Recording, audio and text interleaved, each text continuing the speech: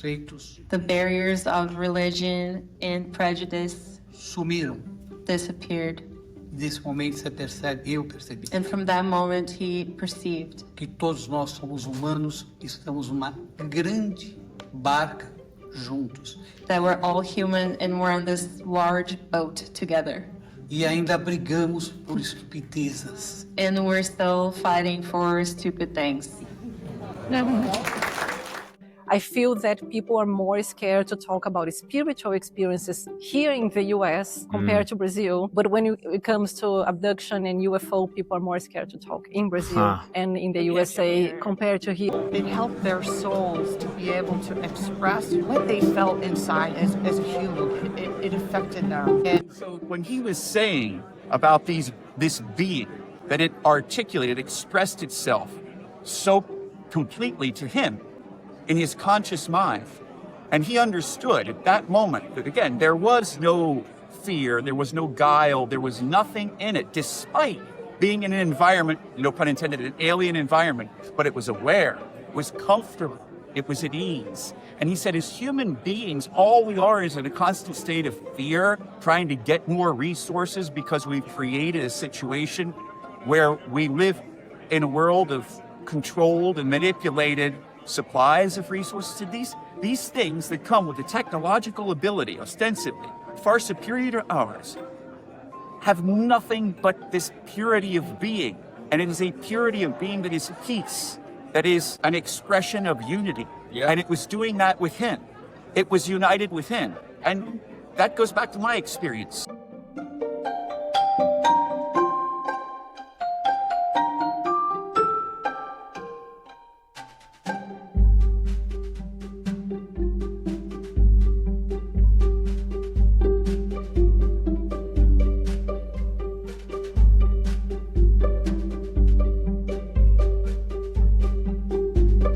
Hi everyone, and welcome back to Fire in the Cosmos. I am Sinéad, this is Anthony, and right off the bat, please like and subscribe. It helps us so much with what we're trying to do for the community. We really appreciate your support. And consider joining our Patreon as well if you are interested in any special events that we're going to be offering in the future, such as one-on-ones with some of our guests, one-on-ones with ourselves, and additional special events that we want to share with you. But mostly, we just really appreciate you being here and all your support and your comments and for sharing what we're doing with others. We do believe that community and collaboration is extremely important. And for that reason, we also have supported Ryan Sprague of Somewhere in the Skies podcast at James Fox's National Press Club event yesterday, which was historic. And we were able to attend, but Ryan was not. So we collaborated and we were there for him, interviewed several of our good friends, and had a really amazing time. It was quite a day. It was really, really a day and a half. So we're going to tell you some highlights of what we experienced, who we spoke to, which you'll see also in this episode, the interviews that we did. And we have some wonderful content, some wonderful takeaways and impressions for you. So thanks for following along. Thank you. And yes, we definitely want to shout out Somewhere in the Skies. Check it out, subscribe there as well. We will be also hopping on a live stream on their show on Sunday, January 25th at 5 p.m. Eastern. So make sure to check that out. So we had some great interviews with our friends there. Mm-hmm. We'll have those up after this. Wanted to just kick it off with a discussion on our own takeaways, our own experience there, because as we were talking about in the car on the ride home last night, probably for many of you who don't have the opportunity or the chance to make it out to these types of events, whether it's a hearing or a conference or an event like this in person, it's such a different atmosphere and environment than what you may, glean from like the general takeaways by watching it online or just seeing clips. There's an energy there. There's like an energy, there's an atmosphere.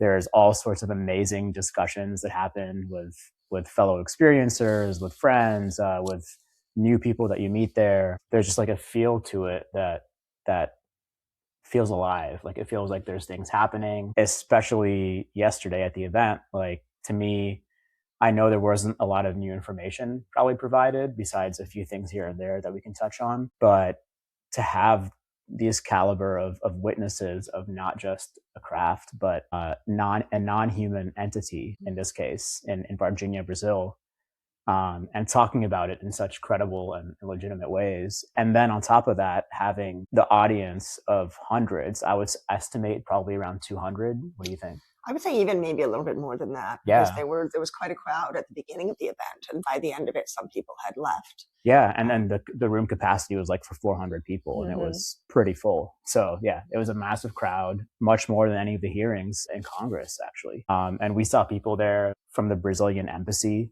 I mean, like in full suits, decked out there. You know, we had Representative Eric Burlson in the crowd who said a few words. There was the Brazilian senator who spoke a bit as well. And then just a bunch of, you know, credible people in the audience and on stage talking about this stuff. And I think that's the first time I've seen that happen with an experience like this in such a credible way. It felt game changing to me. We'll see what comes out of it, but just the fact that this happened societally and culturally, I think it was a huge step in the right direction. Yeah, absolutely. Absolutely. I mean, it was absolutely the first time, this is undeniable. It was the first time that testimony about firsthand witness experience and interaction with a being from obviously a non-human being from not on Earth, from another planet somewhere in the galaxy. It was historical. For the first time, someone was giving firsthand direct experience testimony, having interacted with an extraterrestrial being from another planet, clearly non-human, engaged with it telepathically. This is Dr. Italo, who met and examined the being and was trying to treat it the best that he could with his staff before the American Air Force came in and took the being away. And there was another retired colonel who nobody expected to be there, actually. It was quite a surprising and intriguing event for him to show up, be part of the panel. And James introduced him as someone who had reached out to him not that long ago, but our impression was maybe a couple of years ago, saying that he had information or wanted to help with the Varginha incident, meaning background information that might not be easily accessible, you know, the inner workings of the Air Force or the Army with regard to transporting this being from Brazil to the United States. And James wasn't quite sure what to make of him at first, but over time got to know him, checked him out, found out he was very legitimate. He's an older gentleman. He's in his 80s, has been retired for quite a while. And he feels that this issue is very important. And he wanted to contribute by laying out essentially what would have been the paper trail that of documentation that the U.S. would have needed to ethically, morally, you know, legitimately transfer everything over to the United States. All the evidence that they had, the body of the live being, the body of the deceased being, apparently all of it was brought back to the United States. So there's a certain procedure that has to happen. Even just getting into the country, whether or not it actually played out the way we theorize, the fact that these Air Force planes were seen in Brazil, for them to get there in the first place, there has to be all sorts of procedural documentation that would have had to happen in the US and in between the US and the Brazilians. And yeah, this guy just did an amazing job laying out where investigators should look, potentially where Congress should look if they want to investigate this to get some of this stuff out. Yeah. Or maybe people who want a FOIA documentation, where to do it. Yeah, I mean, at the bare minimum, he said that, you know, you cannot go into another country's airspace without verifying with that country that it's okay to do so first. So clearly there would be documentation within Brazil as well as with the U.S. as to what happened. Well, so you could, as we saw in Venezuela recently. Let's not get into that. But. Yeah, it's a different topic there. Yeah. But that was quite standout for me with the colonel's testimony, and you know, the fact that he, as an 80-year-old or 80-something-year-old retired colonel, he is the latest example of someone who just cannot go to their deathbed or go to the end of their life without speaking up about this. So Dr. Italo, who is the Brazilian doctor who met the being directly, interacted with it telepathically, had quite an extraordinary experience doing that. He said that he had a massive heart attack last year, and he started questioning whether he should speak up about this event because he knew it was important. It had transformed him and his life, but he had not been able to speak up for various reasons that we all can guess at, you know, ridicule, loss of career, security, safety, that kind of thing. But after this heart attack, he just knew he couldn't go to his deathbed without speaking up about it. Mm-hmm. So we're benefiting from his courage and the courage of the other people who were also on that panel speaking. Maybe not so much the colonel because he's retired. He is also American. But in Brazil, which is something you'll see in our interview with our friend Marina Weiler of the DOPS Division of Perceptual Studies with University of Virginia. They study anomalous incidences, essentially. From a parapsychological perspective, yes. She was talking about growing up in Brazil and how there's a cultural understanding in Brazil that mediumship is somewhat normal, or certain kinds of spiritual experiences are somewhat normal and accepted and okay to talk about. But UFOs and extraterrestrials are not. And it's the other way around in the US. So she was discussing that, and we were also talking about it with Carlos de Sousa, who Marina was translating for us. She's fluent in Portuguese. And he was talking with Anthony and I and Marina about how in Brazil they really have not had any support. They still do not have support. And Carlos, just to be for the audience, Carlos is the witness from Moment of Contact. If you saw it, he's the one who led James to the field where he had the firsthand sighting of the craft coming down, and then interacted with Brazilian military members, it seems, and potentially Men in Black type figures as well after that. It was a spooky experience for him. He had a gun pointed at his head by the Brazilian army. He was told, this is not a request. You need to leave immediately from the crash site. So obviously he was already experiencing something he knew was extremely unusual and strange, having witnessed the craft come down, having seen the crashed craft, having smelled this really strange, acrid scent in the air. And, just witnessing an event that was incredibly highly unusual. Then the army comes along and threatens his life. And then moments after that, not too long after that, had this encounter with the Men in Black, So he spoke very openly about this. He was very emotional. And so was Dr. Italo, and so was James. Clearly James he really feels for these people, and he's developed deep relationships with them and supported them along the way. Yeah. I mean, the event was split into two parts, and the first half was the Brazilian testimonies from the two doctors. There was also the pathologist there who spoke, in addition to Dr. Italo Venturelli, and then Carlos de Sousa, and they had an interpreter there as well, which was another thing, because it seemed like this was interesting. I was sitting next to our friend Marina, who is Brazilian, like we said, and speaks Portuguese fluently. And she was telling me in real time as the interpretation was taking place on stage, she was like, they're missing this and they're missing this word. And it seemed like, because the witnesses had scripts they were reading off of. And unfortunately, it seems like the interpreter, who, clearly she knew Portuguese very well because she translated later on. But it seemed like she got kind of flustered when they went off script and was like, and kept reading the English script that she had in front of her. But she was, especially when Carlos was speaking, he started becoming very animated and going off script a lot. I think Dr. Venturelli did the same thing. There were some things lost in translation, unfortunately, in that. But you and I went and spoke with Dr. Venturelli as well as Carlos afterwards, with Marina there interpreting for us. And that was an amazing, unique experience. And we really, we got to feel as much as we could with Carlos and with Italo, what they went through afterwards, like you were saying earlier, especially Carlos talking about how he, his family, his job, his career, everything he lost his business. Affected. Yep. Everything was affected. I think Dr. Venturelli was also talking about how people would play jokes and crack jokes about this to him afterwards, and the stigma, like you're saying, it was so rife that it clearly deeply affected them psychologically, and you could see it in their eyes. And Sinead, when you told Dr. Venturelli that we were also experiencers, and he let out this huge sigh of emotion, and it was definitely something else for them, I'm sure, but also for us being in front of them on this stage, and in this capacity. So it was really, as Anthony mentioned just a couple of minutes ago, the atmosphere in the room was something else, and it's just so important for us to come together physically as community as much as we possibly can. And even though there are these events happening all over the place that are sometimes too expensive or too complicated for people to get to, perhaps especially in the current economic climate, or political climate, because traveling is not what it was. All the same, there's always ways for people to come together. You can create your own events in the city or town where you live and help to share these stories and help to share this evidence that is mounting and growing more and more. 2026 is looking like it's going to be a very interesting year. Things are really ramping up and people are feeling it. People are really we are emotionally involved in this. It is an emotional topic. It is something that affects us on a very, very human level. This is about who we really are as human beings and what our relationship really is to the planet, to the cosmos, to the galaxy. And the fact that these secrets are being kept from us is not okay. We all know that already.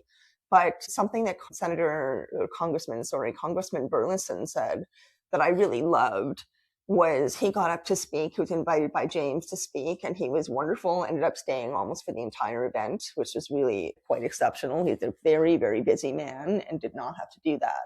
But clearly this is important to him. So James invited him to come up and speak, and he talked about how the government we do not, or the Americans, I am Canadian, Americans do not belong to the government. The government belongs to Americans, and it should be up to Americans what the government is doing, not just up to the government to decide whatever they want to do or not want to do. They are answerable to the American public.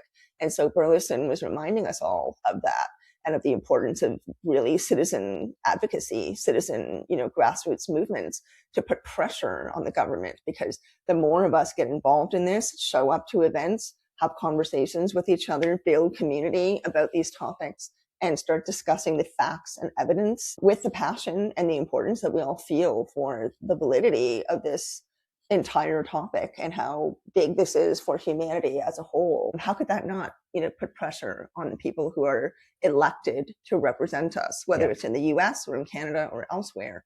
They are going to feel that pressure if it comes from us. And so I love that Burleson said that so clearly, with real gravitas and sincerity. And, it added to the emotion in the room. It added to the feeling of seriousness, of, importance, of value. It was really quite amazing. And so I really appreciated that about him a lot. I mean, the fact that he was there, the fact that the Brazilian senator took the time to come all the way from Brazil to be there in person and said that he was sorry that in Brazil there's not enough support for these issues. The United States is ahead of everyone else really on this particular topic when it comes to legitimizing it in the public. Whether through official streams or otherwise, the US is leading the way. And so he's seeing our example and wants to bring that back to Brazil because he himself thinks that there is a bigger reality. Hello. I mean, it's not a big surprise, right? This is a growing kind of almost like a field of knowledge that we're gathering now as humans, that there is really a bigger reality, that there is a cosmos out there that's full of life.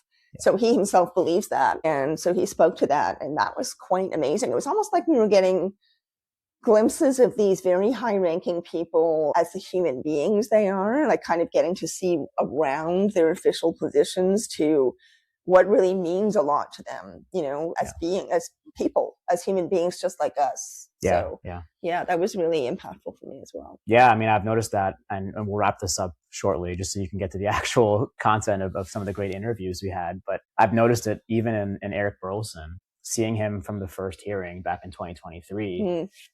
He was one of the most skeptical people up there. I remember. And I've attended every hearing since then, and even got to be in the same room with him at an event hosted by the former UAP Disclosure Fund after the 2024 hearing. And, some of us had one-on-one discussions with him. I did not personally, but friends of mine did. And seeing how he has changed seemingly ontologically to being more accepting of this topic, and actually willing to put himself in the room with people, who the mainstream would consider like loonies and wackos about some of the things we're talking about. He's putting himself in the room and he's staying there. And he stayed when this event started yesterday, James was like, oh, I don't know how long you'll be here. He stayed for 2-3 hours, I think. Once he got in, he stayed for the majority of the event. He actually stayed through the end. Even during the Q&A, he was there. He was still there? Yeah, he was out in the hallway, and then they brought him back in. Oh, yeah, that's right. Yeah. So that's very rare for a member of Congress, for those of you who don't know. Like, their time is usually very brief and fleeting, but he came and stayed for the whole event, and that's amazing. And then lastly, I just want to shout out James, whoever was behind this, for bringing Karin Austin from the John Mack Institute and the Archives of the Impossible to initiate the event and kind of moderate it. That was amazing because she, having been she is an experiencer herself, having been one of John Mack's patients and featured prominently in his book, and eventually working alongside him, to now leading the Archives of the Impossible and John Mack Institute Metadata Project, all about experiencers. She is all about that. And to have her there created this, magnificent space that just felt like energetically opened things up and allowed everyone to kind of relax a bit and ease into the experience. And yeah, that was a great decision. I'm glad she was there. We had a few conversations with her and she's amazing. So that was huge. I'm glad to see that. And it's what's missing in a lot of events. And I think we got to see experiencers finally got to see experiencers centered at one of these events. Yes, and that was huge. Yes, I absolutely second that. It really did feel like that because, in a sense, all three witnesses are experiencers. Even the pathologist, Dr. Fortunato, who did the autopsy, even he could be considered an experiencer. He autopsied a human body, but that had been very severely affected by direct ET interaction, NHI interaction. We're talking about Marco, the young soldier who was 23 years old and just decided, no one really knows what his thought process was, but he and another officer were driving along a road back in 1996 in Varginha, and they see this brown, oily-looking being, the same one that the two sisters and their friend had seen in the vacant lot cowering against the wall. They saw this being, grabbed it. He just grabbed it with his bare hands, put it in the police car, and they took it to the hospital. So he experienced some kind of minor injury underneath his arm or around his armpit area, his upper chest and shoulder area, which was sort of like a little scratch or a jab or something. And that became an abscess, and that became an even bigger infection. So within a few days of him having touched this being, he passed away. And that, you could say this is indirect NHI contact by the doctor who did the autopsy, but he could also be considered an experiencer. It's absolutely changed his entire life. He was ridiculed. He experienced all the same things that Dr. Italo and Carlos also experienced.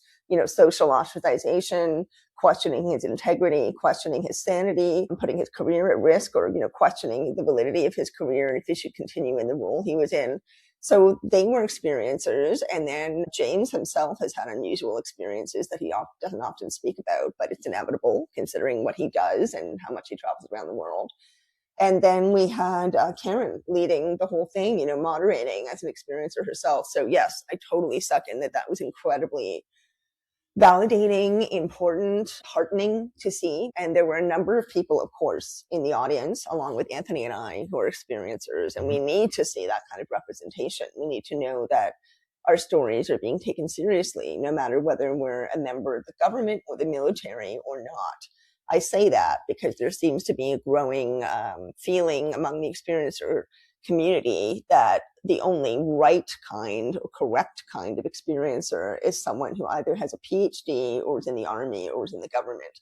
But those of us who are just a typical person on the ground, we make up 99.9% of those experiencer stories. And that is a big part. We are a big part of why this community even exists. Yep. So that needs to be taken seriously for sure. And James is doing his best to make sure that that's happening, right? By gathering facts and evidence that support experiencer stories. So we're very grateful for James. We're very grateful for the fact that he created this event. And in his words, he had to practically move mountains and walk on water to make it happen. I mean, he really worked very hard. To mention, he was just in Brazil fairly recently with Jeff Nusatelli, who is an upcoming guest on our podcast, by the way, and will also be present at Contact in the Desert this year. And he was there yesterday helping out with the event. He was just not making a big deal about himself as a prominent military whistleblower. He is one of the kindest people we've met in the field. He was just there to support James, support the event, and support the people from Brazil. Yeah. So he was in the background with mics, handing out microphones, helping to usher people to their seats. It was really helping people just scan in, just very humble. Yeah, very humble. I mean, it was an amazing team effort. It really was an incredible team effort and a great example of what happens when community really comes together and works together to make these narratives come forth. Yeah. So we're so glad that we were able to attend. It was really amazing. Yes. A very special day. Yep. Yeah. So without further ado, we have some amazing interviews we conducted there. We spoke with our friends Sarah Gamm, Science Bob McGwier, Caren Gallaudet, the wife of Admiral Tim Gallaudet. Our Marina friends, Weiler. yes, Dr. Marina Weiler from the Division of Perceptual Studies, who we will have on in an episode coming up later in February for a full interview about the work that she's been working on, as well as our friends Mike and John. Highly recommend you check those out because some of them even spoke directly with the witnesses and had some things they related about that. So worth checking out for sure. Hello and welcome back to Fire in the Cosmos. We're reporting after James Fox's UAP event at the Press Club in DC.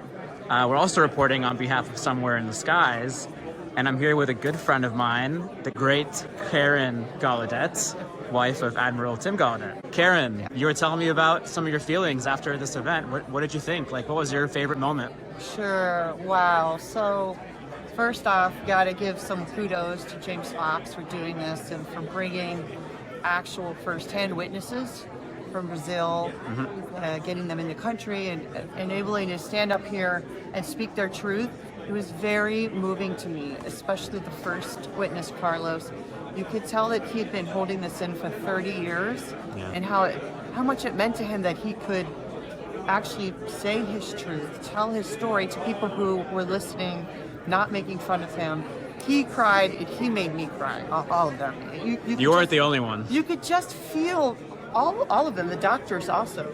You could feel their truth in how it helped their souls to be able to express what they felt, not just what they saw or witnessed, but what they felt inside as a human. It affected them, and they were able to get that out to all of us, and hopefully to all of you and all of your listeners, so they're affected and can feel that compassion and love and interest to learn more. Thank you. Yeah, that component of these experiences, it's barely touched on in the public-facing disclosure discussion. I actually was thinking about that yesterday when I was thinking about coming here, how we've actually made more advances, I feel like, discussing craft, right, nuts and bolts craft, than the consciousness aspect or those type of studies. That we have not been able to address that as a people as much as I think we should.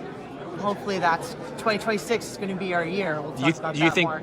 Thank you. Yeah, you think regular people are more receptive to this approach and having those discussions than the government discussions? I think so. You know, it's a little tough, I think, for the average person if you haven't had an experience of any type to, I don't want to say take it seriously, but be able to address this as a human. Yeah. But the more people that know someone who's had some type of experience or can look at these type of events that feel very important, I guess, that you're going to have people who pay attention more and are more open. Yeah, to it that. takes a bit to work through that cognitive dissonance. And because it's much easier just to put your head down, go to work, take care of your kids, than address these high-level issues that we don't have the answers for.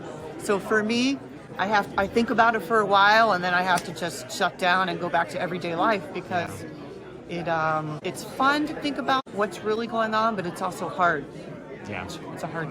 Thank you so much, Caren. Of course, amazing, powerful woman behind a great man. Thank you. Thanks. Thank you. You're great. Thank you. And I'm here with Sarah Gamm and Science Bob McGwier. Hey! Can I get you guys' thoughts so far? We're about halfway through the event. What do you think so far? I think this has been incredible. It's been amazing being able to feel the emotions that are in the room, and there's so much excitement happening.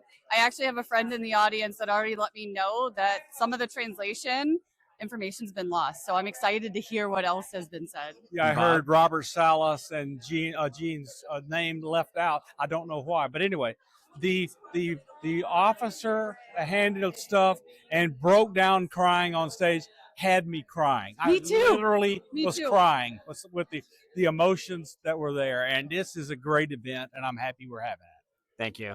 This is Anthony here from Fire in the Cosmos. I'm here with Sinead, and we're here with a very good friend of ours, Dr. Marina Weiler, from the Division of Perceptual Studies at UVA, where she is a neuroscientist who studies various psi phenomena, especially out-of-body experiences. And Marina happens to be Brazilian and actually went to university around the area in Varginha where this all happened. So we wanted to get her take on it, and I'll let Sinead kick it off. Thanks, Anthony. So, Marina, let's just pick it up exactly from where we just were, because you were talking about the difference in temperature, essentially, for the UFO topic in Brazil versus here in the US, or even in my country, Canada. We were just discussing with a couple of the witnesses what it's like to be Brazilian and to be an experiencer and to come forward with this kind of a story. And I asked them, we were both asking them what kind of support they were getting. Did they feel supported in Brazil, in the US? Did they feel supported in general by the UFO community? And what do you think their answer told us about what needs to change in Brazil? What did their answer tell us? Yeah, their answer told me exactly what I was feeling, that they are supported here, that the community, the American community, is a lot more prepared to talk about UFO than the Brazilian population. So as I was sitting here and this event started, the first thing that crossed my mind was, it is so weird to be in the United States talking about the Varginha case when I grew up raised to think that this was a prank and people were just making fun. And because you grew up in Brazil, you grew up near Varginha. Tell us more about the context of you growing up in the belief system. Yeah, I'm not actually close from Varginha, but this was on national media. So everyone was talking about the case and everyone knew about this. A few days later, I would say that immediately the media was just making fun of the case. And a few days later, just dolls about the ET, and everyone was just laughing about it and laughing about the witnesses. And the witness wouldn't come forward anymore because they were just too scared. And a few weeks later, it was just silent and no one else will talk about it, but to make fun. So I was raised to believe, not to believe because I always believed in the case, but I was raised with the impression or the attitude of fun, of prank, of ridiculing this case. So being here in the United States in an event that is taking witnesses seriously is just something new to me. And it is weird that I need to go to another country to experience that instead of experiencing that in my own country. And that's what the witnesses said, that they feel supported here, that they feel heard here, they feel validated. And then when they go back to Brazil, again, people are just going to make fun at them. People are going to ridicule them again. And this is just so upsetting. Yeah, and of course, for 30 years, I mean, no wonder it's taking them so long to come forward. I mean, Carlos had to be really, really convinced by James to do this after 30 years. He's been so socially ostracized. He was telling us that he's lost his home and his business. I mean, so many people have experienced such gigantic loss just trying to tell the truth of what's going on. And certainly they do not feel supported in Brazil right now. Yeah. Like we were asking them, do we think that there's going to be the 2026 Brazil governmental, essentially the equivalent of a congressional hearing here in the U.S., because that was the talk, that there would be one this year in Brazil. They don't feel like that's going to happen because the attitude is continuing of ridicule and stigma, which is really unfortunate. And I'm so glad that they felt supported here today. Yeah. So how do and you I think feel? It's a boost for their confidence to come here to the U.S. and feel supported and validated. It gives them a little strength to go back to Brazil and face whatever they're going to face, which is not going to be nice, from their neighbors and co-workers and just people around. So I think it was really important for them to come here and feel supported and feel that really people are taking them seriously. So I think this was a blessing for them. Yeah, it was quite amazing. They got a standing ovation. There was a lot of emotion. Yeah, it was really something else. And we know that experiencers are where it's at, essentially. I think we need knowledge and information and research and science, absolutely. But the real life lived experiences of these people are so powerful, and it really, really comes across no matter where someone is from in the world, right? Yeah. So I love that we're coming together more as an international community. And considering that you're Brazilian, you travel to Brazil and other countries in the world for your work. Do you feel like, even just in the work that you're doing, that we're coming together more as an international community over issues like this?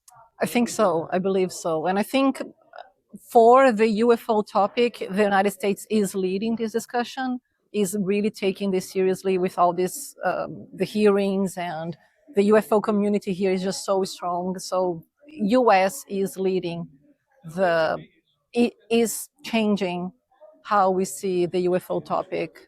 So I'm really grateful for that. Me too. Because I live in nice, quiet Canada. Thank you so much, Marina. Thank you.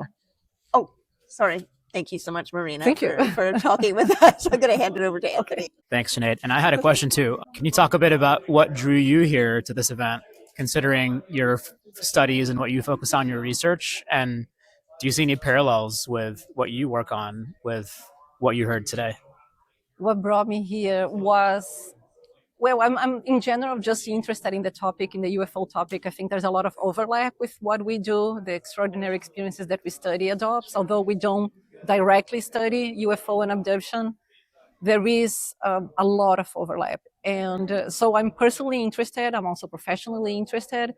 But I have to say that because this was a Brazilian case, and as I mentioned, it's just part of my childhood and my upbringing, it was really special for me to be here facing the Brazilian witnesses and remembering, everything that happened, like when I was 12, 13, and everything that I watched on TV and all the witnesses again. It was really special.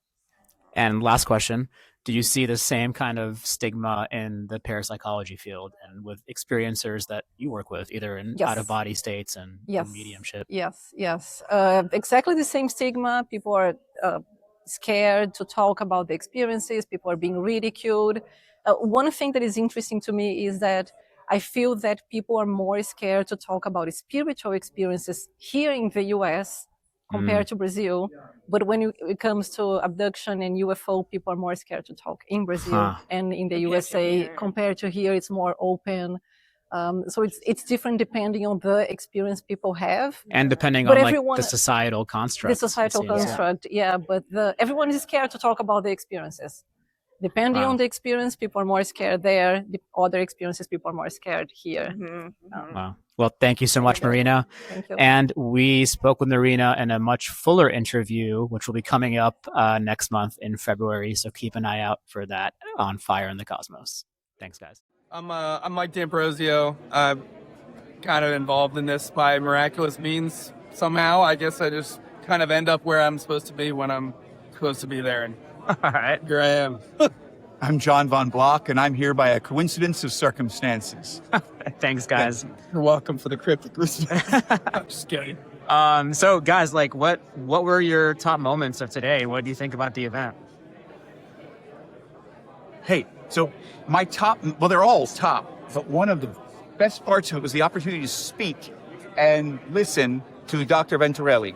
I have the advantage of being able to understand Portuguese, and so it was really helpful to me. But I went and spoke with Dr. Venturelli, and he explained to me, people ask me about the physical aspects and all of this. He said, but that's not what this is about. He said it was about what had happened, the effect. My awareness changed, my awareness of this being. And I said, so now with the reality of knowing that there is non-human life, you've interacted with it, how is this going to make human life better? And he said, it's because this non-human life is peace. There is no guile in it. He said, as a medical professional, as a neurosurgeon with a background in neurology, psychology, he said, I am trained. He said, people are in a constant state of fear. They're always worried about superficial things. People don't ask the questions why. He said, they don't think beyond their nose. And he said, it's because they live in fear, in shortage. He said, these things represent an awareness that there is peace, there is goodness, and it is absolute. And they don't represent anything that intends to create any harm for us, but intends to show us that we can be at peace with each other. And Anyway, blah, blah, blah. There you go. Wow. No, that was great. That's amazing.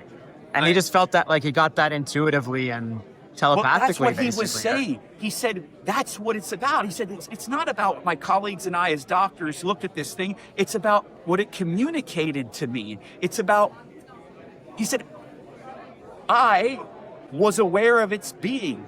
It was an ontological moment. I love how he put that. I was aware of its being, not that it was looking at me, focusing on this or that it knew me, it saw through me to the core of who I was, is the way I took that from him. And I loved that. I mean, obviously geeked out about a lot of this, being former military, but also just like an aeronautical kind of mind. My head's in that space. So there's the nuts and bolts excitement and like the whole, like, this is so cool. It's taking in everything in its surroundings, and is it complete peace. But the way he put it was in control of the entire room, even though everyone else was in charge of it, or like has to do things to it or with it.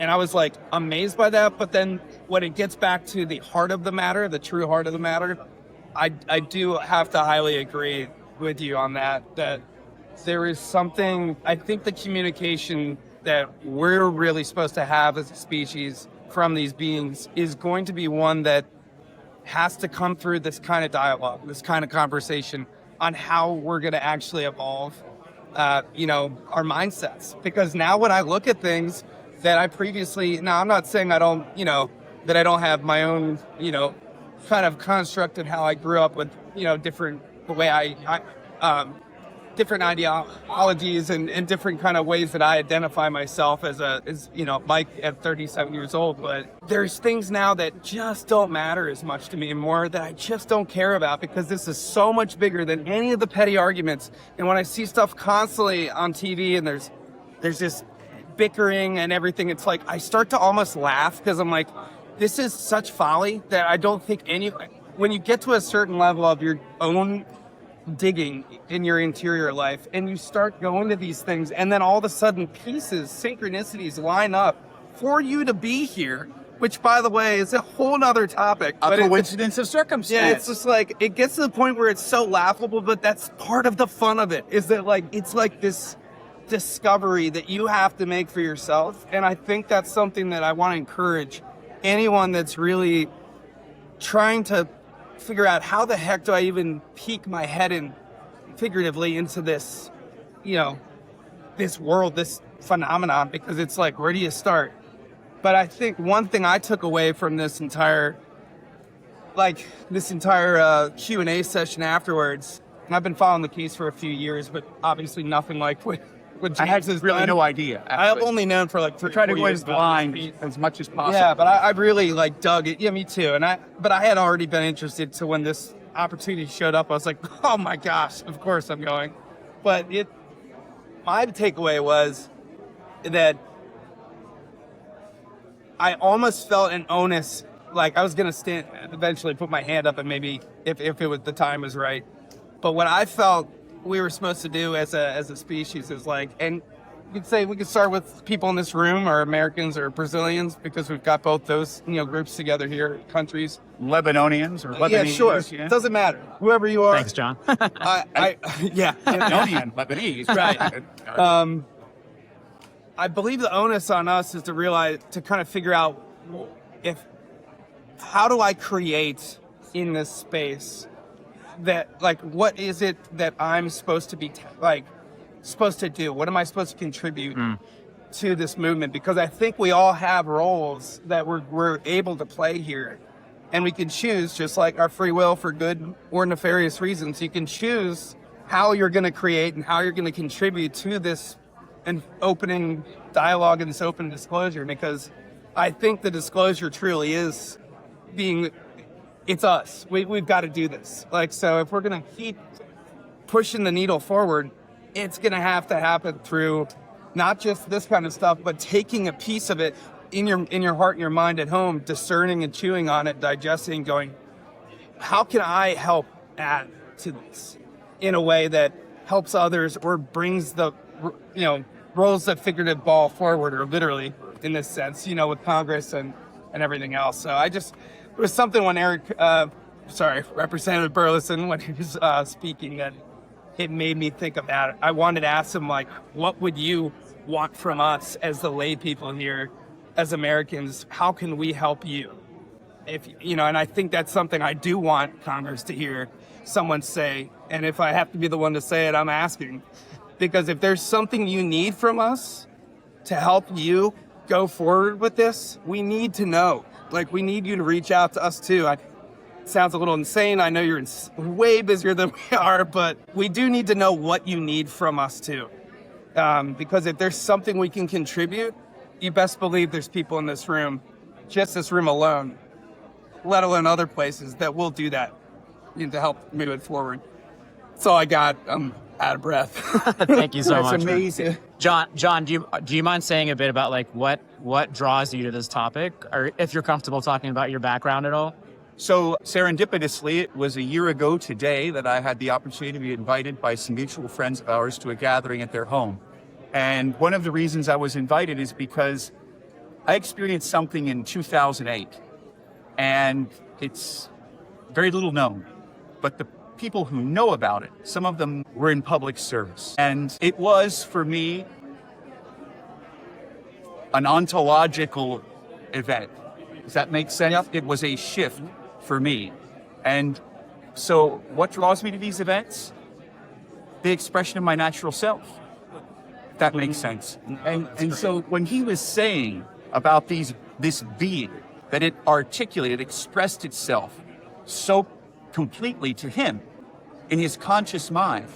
And he understood at that moment that, again, there was no fear, there was no guile, there was nothing in it, despite being in an environment, no pun intended, an alien environment, but it was aware, it was comfortable, it was at ease. And he said, as human beings, all we are is in a constant state of fear, trying to get more resources because we've created a situation where we live in a world of controlled and manipulated supplies of resources. And these things that come with the technological ability, ostensibly far superior to ours, have nothing but this purity of being.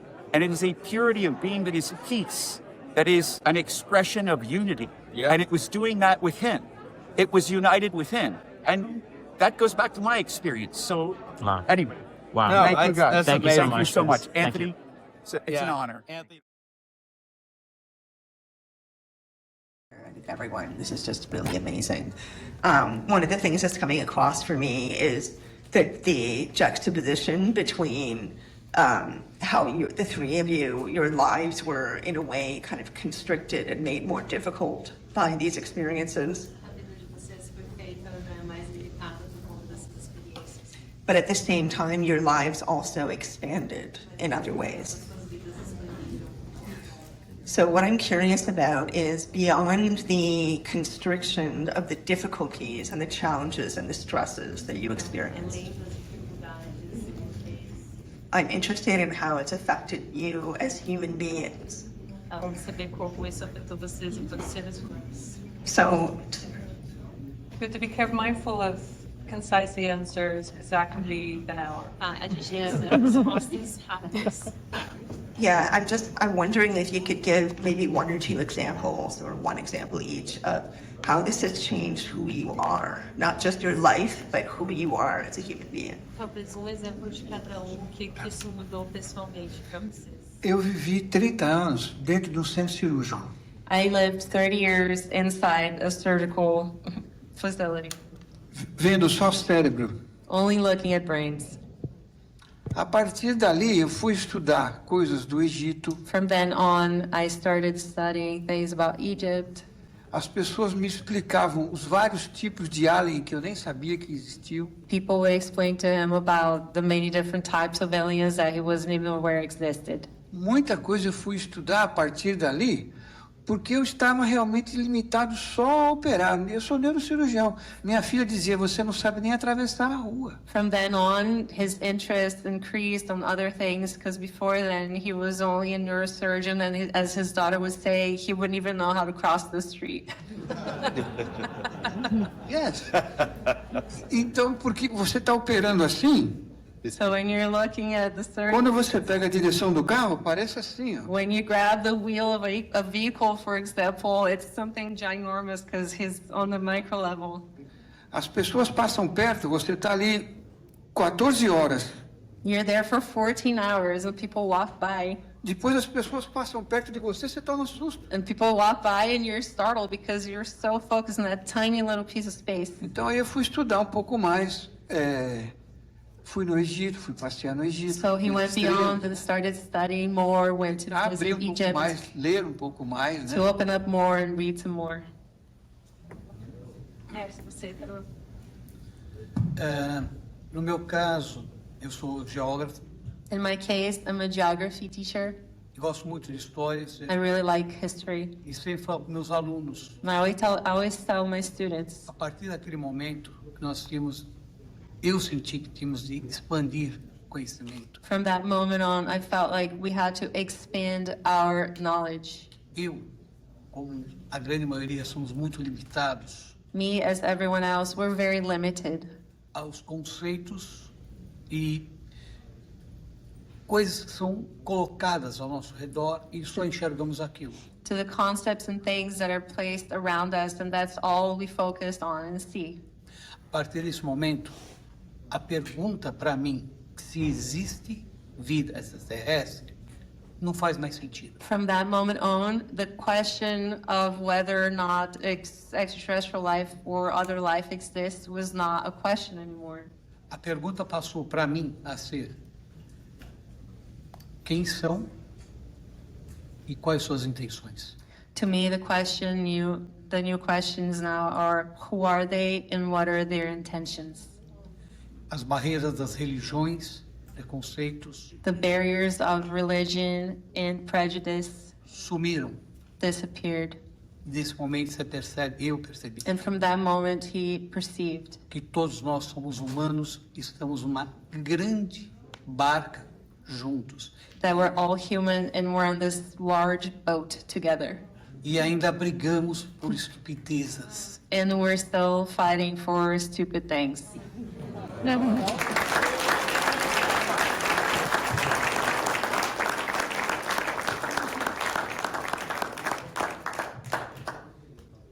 No meu caso, não alterou minha vida em nada. In my case, it didn't alter my life in any way. Quando, de um ano para cá, que eu comecei a dar mais atenção a esse assunto, com o depoimento do Dr. Janine, So it's been 1 year that, since 1 year from now is when he started paying more attention to this case, since what Dr. Giannini put out. e com o depoimento, o testemunho, né, do Dr. Italo, recentemente. And the recent statement by Dr. Italo. Eu lembro que na época minha filha tinha muito medo de ficar no jardim da minha casa com medo do ET. I remember that back in the day, my daughter was actually scared to stand outside because she was afraid of the ET. Mas o que eu queria dizer é que quanto mais a gente estuda, mais a gente percebe que a gente sabe muito pouco, né? The more we study, the more we perceive that we know very little.